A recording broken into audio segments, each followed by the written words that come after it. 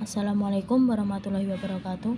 Halo everyone, kami dari kelompok 3 akan menjelaskan tema tentang memori dengan pelajaran psikologi. Di sini saya membawakan dua teman. Yang pertama Muhammad Yusuf Alamin, yang kedua Nuriza, dan yang ketiga saya sendiri, Tri Lestari. Pembahasan memori di sini ada 5 poin. Yang pertama, pengertian memori. Yang kedua, fungsi memasukkan memori. Yang ketiga, fungsi menyimpan memori. Yang keempat, fungsi menimbulkan kembali memori. Dan yang terakhir, yang kelima, yaitu kelupaan. Yang pertama, yaitu pengertian memori. Memori atau ingatan adalah suatu daya yang dapat menerima, menyimpan, dan memproduksi kembali informasi yang telah lampau.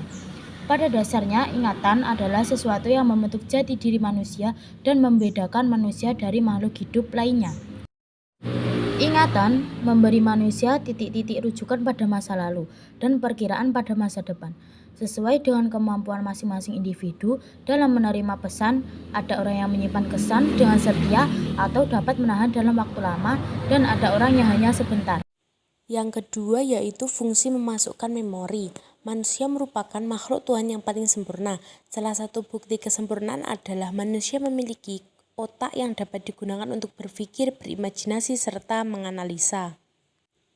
Selain otak, manusia juga mampu menyimpan segudang informasi.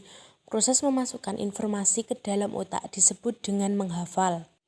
Adapun mengeluarkan atau memanggil informasi kembali disebut mengingat. Otak memiliki fungsi vital mengendalikan semua aktivitas organ tubuh dan kehidupan manusia itu sendiri. Yang ketiga, fungsi menyimpan memori. Memori sendiri merupakan tempat atau alat menerima, mengelola, menyimpan pengalaman atau informasi ke dalam otak dan dapat diingat kembali atau mengingat kembali informasi tersebut. Kemampuan ingatan ada 3, yaitu learning menerima, retention menyimpan, dan remembering atau menimbulkan ingatan yang sudah disimpan. 4. Fungsi menimbulkan memori.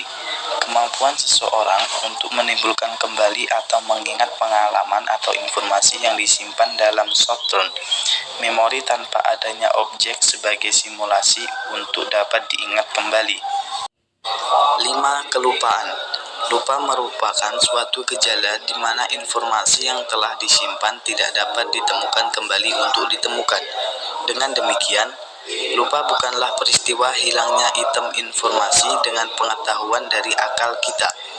Biasanya tanggapan-tanggapan yang selalu ditekan adalah tanggapan yang tidak baik atau yang merugikan kita. Sekian dari kami, terima kasih.